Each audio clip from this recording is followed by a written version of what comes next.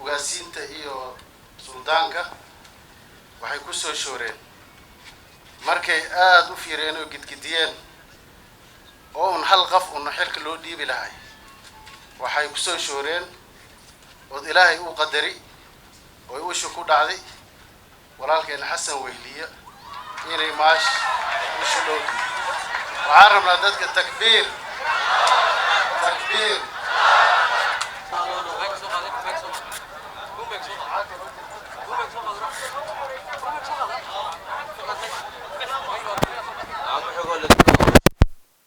arintan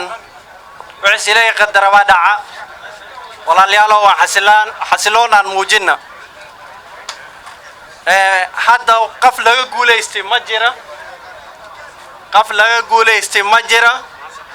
aniga mas'uuliyad oo aad u weyn oo ilaahay haduu ii gargaaro inaan heli kara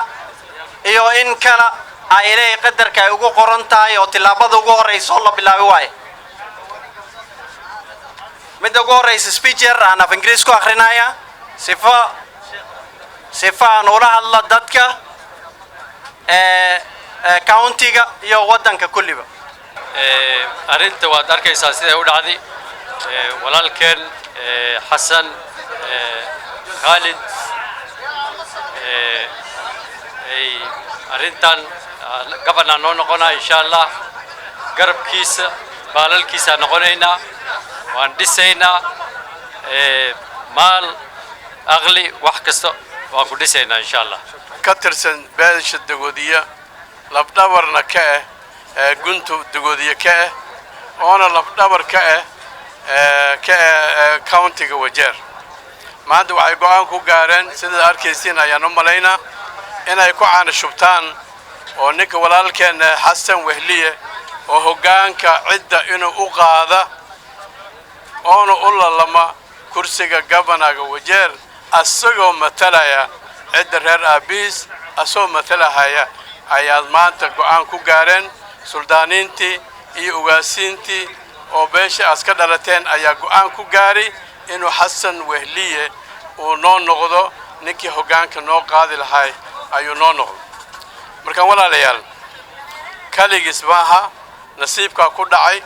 walaalaheen Hassan aniga mahad weyn maayaan u celina Dr. Hassan iyo ugaas Sheekh Maxamed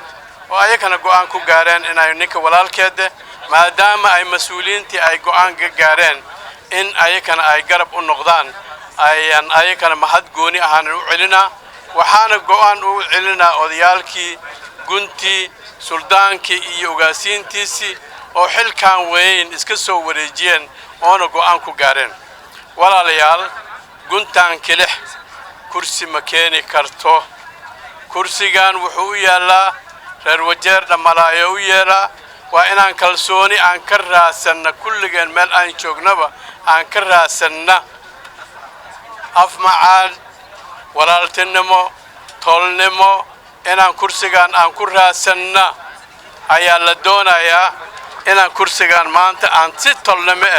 aan dalka degan ee deegaanka wajeer dadka joogo aan ugu raasana diyaar muunan